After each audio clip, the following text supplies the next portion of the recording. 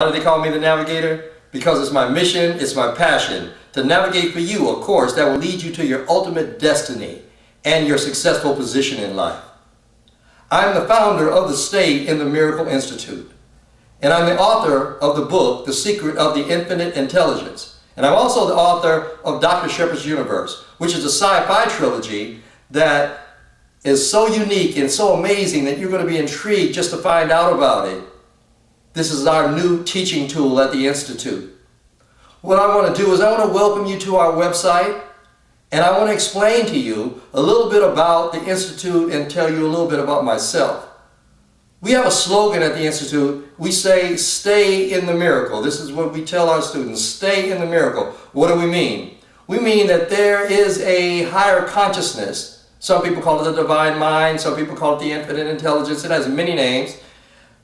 We want everyone to be able to stay in this higher level of consciousness 24 hours a day, 7 days a week. That's what we mean by staying in the miracle. What is a miracle? Let's define it, at least according to our concepts and our ideas at the Institute. A miracle is this: if I can answer a question that you had no answer to, that's a miracle. If I can solve a problem for you that you have no solution for, that's a miracle. If I can cure a disease that you have, no cure before, but if I can cure a disease for you, you're going to say that's a miracle. If I can provide a map for you, and a map that would lead you to your destination, like a GPS, that's a miracle. Or if I could give you a plan that would help you with your business or help you with your life, that's the miracle. That's what we're talking about. To have an answer, to have a solution, to have a map, to have a cure, to have a plan. This is what we're talking about. We're not talking about learning it in the classroom, though, like you traditionally do in academics, and we're definitely not talking about higher education in Stanford, Harvard, Yale. We're talking about inspiration, intuition, and imagination. How do you use these powers as you tap into the higher consciousness to get that answer, to get that solution, to get that cure, to get that plan, to get that map? How do you do that? That's what we teach at the Stay in the Miracle Institute. So pay close attention to what you're going to see in this website. It's going to lead you to that classroom that's going to give you that ability. Now let me tell you a little bit about how this all started and some of the research that we did that gave us the ability to take people from the bottom to the top, to make people who were just totally pessimistic and make them optimistic, take people that were sad and make them happy. In 1994, I was hired to be a full-time teacher in the California Department of Corrections, one of the largest prison systems in the United States of America, teaching men who were doing life, the religion of nature, and entrepreneurship. This went on for 20 years. We did much research, and these men became successful, they became happy, they became entrepreneurs. They started planning a new future and a new life. And we were able to do this, and we were working miracles in the sense that I just told you: answers, solutions, cures, plans, maps. We were giving them what they needed to actually design a successful life. Now, how were we able to do this? This was kind of like an anthropological experiment, because I'm not an armchair anthropologist. I understood what they were going through. Let me tell you this story. I'm a baby boomer. In the 60s, everybody knows about the 60s. Motown, Muhammad Ali, all the Vietnam War, all of these things. Everybody knows about these things. Even if you didn't live at that time. I lived through it. I was traumatized in that 10-year period.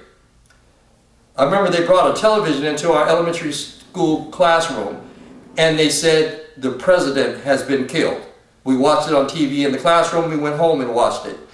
Martin Luther King died in that decade. So did Malcolm X and Medgar Evers, and many thousands of men died in the Vietnam War, and we saw body bags come back to our community. I was completely traumatized.